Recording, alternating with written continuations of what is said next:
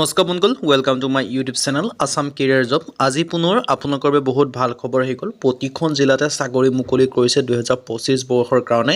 এটা ডাঙৰ ৰিক্ৰুটমেণ্ট মুকলি কৰিলে, এখন এডভাৰটাইজমেণ্ট মুকলি কৰিছে। 65,450টাকৈ চাকৰি মুকলি কৰি দিলে। মেট্ৰিক পাছ, হাই ছেকেণ্ডেৰী পাছ, ডিগ্ৰী পাছ সকলোৱে ভেকেঞ্চিখিনিৰ কাৰণে আবেদনসমূহ কৰি ল'ব পাৰিব। নতুনকৈ চাকৰি আহিলে অনলাইন যোগে আবেদনসমূহ কৰিব পাৰিব। এই সকলোখিনি কথা এই ভিডিঅ'ৰ যোগে আলোচনা কৰা হ'ব। যদি ভিডিঅ'টো ভাল পায় ভিডিঅ'টো লাইক কৰিব, লগতে চেনেলটো ছাবস্ক্ৰাইব কৰি দিব পাৰে। এনেকুৱা ধৰণৰ ভিডিঅ'সমূহ প্ৰতিদিনে পাই থাকিব পাৰে। আৰু মোৰ হোৱাটছআপ চেনেল ভিডিঅ' ডেছক্ৰিপশ্যনত দিয়া আছে, তাতো গৈ জইন বা ফ'ল'টো কৰি ল'ব পাৰে। তেতিয়া আপোনালোকে ডেইলি জবৰ আপডেটসমূহ পাই থাকিব পাৰিব।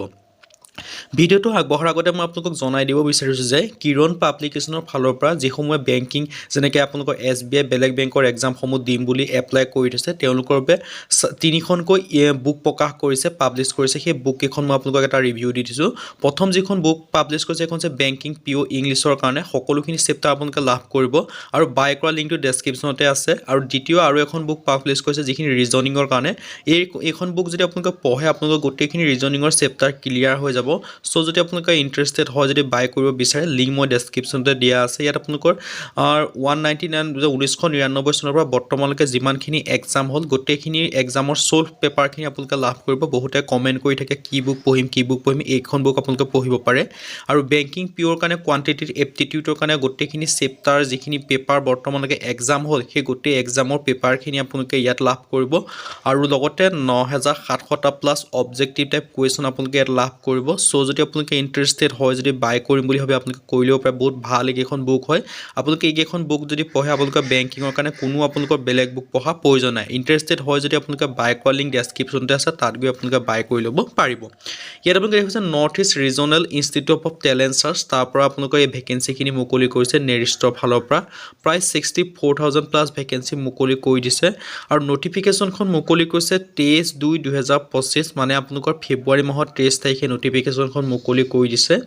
আছাম আৰু ভেকেঞ্চিখিনি মই আপোনালোকক জানিছোঁ, আপাৰ আছাম মানে উজনি অসমৰ কাৰণে আছে 14,580টা, আৰু লোৱাৰ আছামৰ কাৰণে আছে 17,340টা, নৰ্থ আছামৰ কাৰণে আছে 9,220টা, মিডল আছাম আৰু হিলছ ডিষ্ট্ৰিক্টৰ কাৰণে আছে 12,630টা, বৰাক ভেলী, কাছাৰ, হাইলাকান্দি, কৰিমগঞ্জৰ কাৰণে আছে 8,670টাকৈ আপোনালোকে ভেকেঞ্চি দেখিবলৈ পাব।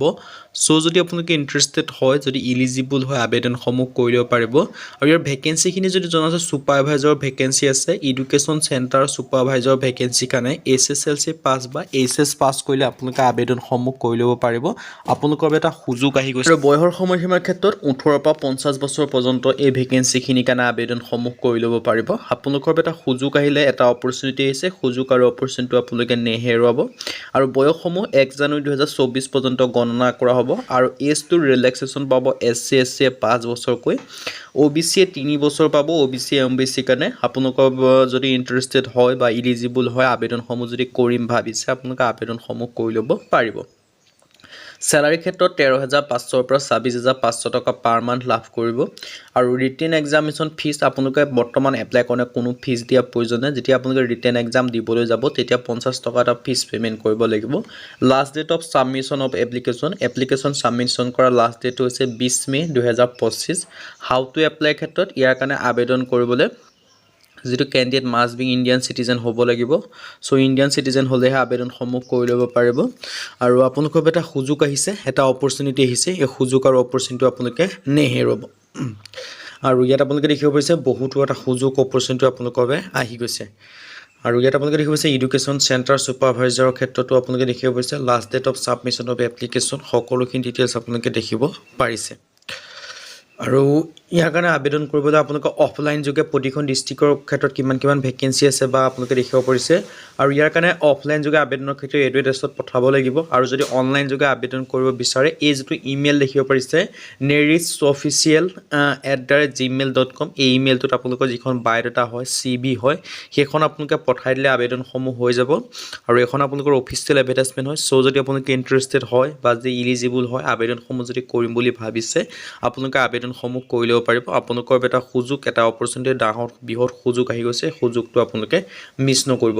ইয়াৰ যি দেখিব পাৰিছে the chairman management director employment recruitment trusted board, ইয়াত আপোনালোকে দেখিব পাৰিছে ইয়াৰ সকলোখিনি ডিটেইলছ আপোনালোকে মই জনাই দিছোঁ চ' ইণ্টাৰেষ্টেড বা ইলিজিবল হ'লে আপোনালোকে আবেদনসমূহ কৰি ল'ব পাৰিব এটা আপোনালোকৰ প্ৰতি বছৰে এনেকুৱা ধৰণৰ সুযোগবিলাক নাহে নিৰ্দিষ্ট ফালৰ পৰা এটা ডাঙৰ ৰিক্ৰুইটমেণ্ট মুকলি কৰি দিছে আৰু ইয়াৰ কিছুমান আপোনালোকৰ যিবিলাক অফিচ আছে তেওঁলোকৰ অফিচৰ হেল্পলাইন নাম্বাৰ হয় এইকেইটা নাম্বাৰত আপোনালোকে কণ্টেক্ট কৰি ভালদৰে জানি ল'ব পাৰে নাইবা আপোনালোকৰ যিখন CV হয় বায়'ডাটা হয় এই এড্ৰেছটোত পঠাই দিলে হ'ল নাইবা এই যিটো এড্ৰেছ দিছে এড্ৰেছটোত পঠালে নাইবা ইমেইলত আপোনালোকে মেইল কৰিলেও হৈ যাব আজি ভিডিঅ মানে যদি ভিডিঅ ভাল পালে লাইক কৰিব পাৰে লগতে চেনেলটো ছাবস্ক্ৰাইব কৰি দিব পাৰে এনেকুৱা ধৰণৰ ভিডিঅ'সমূহ প্ৰতিদিনে পাই থাকিব আজিলৈকে পুনৰ ভিডিঅ'ত লগ পাম